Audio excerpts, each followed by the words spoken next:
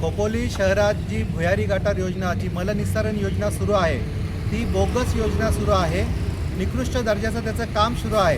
पहिल्या टप्प्यामध्ये 96.13 कोटीची ही योजना सुरू आहे. त्या योजनेमध्ये ज्या त्रुटी आहेत, त्या योजनेचं जे बोगस काम चालू आहे, त्या विरोधात आम आदमी पार्टीने जो उपोषण केलं होतं 23 एप्रिल रोजी, त्यावेळेला नगर परिषदेने आम्हाला आश्वासन दिलं होतं का ह्या योजनेची आम्ही लाईव्ह टेस्ट करू, रिबाउंड हॅमर टेस्ट करू व जिथे ते कॉन्क्रीट पीसीसी केलेलं आहे का नाही आहे, पोलीस पीसीसी व्यवस्थित आहे का नाही आहे, त्याची आम्ही टेस्ट करू.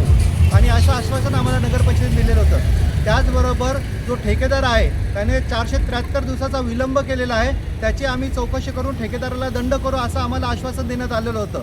आता नगर परिषदेने आपली अंतर्गत चौकशी करून ठेकेदाराला क्लीन चिट दिलेली आहे. त्याचबरोबर ज्या त्यांनी आम्हाला चौकशीचं आश्वासन दिलेलं होतं ती कोणत्याही प्रकारची चौकशी केलेली नाही आहे. आणि ज्या टेस्टिंग आम्हाला सांगितलं होतं का तुम्ही लाईव्ह टेस्ट करू, त्या टेस्ट ते करू शकत नाही असं आता ते बोलत आहेत. याचा अर्थ असा आहे का नगर परिषदेने त्याच्यामध्ये प्रचंड प्रमाणात घोटाळा केलेला आहे आणि ते पकडले जाण्याची शक्यता आहे, म्हणून त्या टेस्ट करत नाही. त्याचा निषेध व्यक्त करण्याकरिता आज आम्ही नगर परिषदेसमोर काळे कपडे परिधान करून निषेध आंदोलन करत आहोत आणि हे प्रकरण आम्ही न्यायालयात घेऊन जाणार आहोत आणि न्यायालयात दाद मागणार आहोत.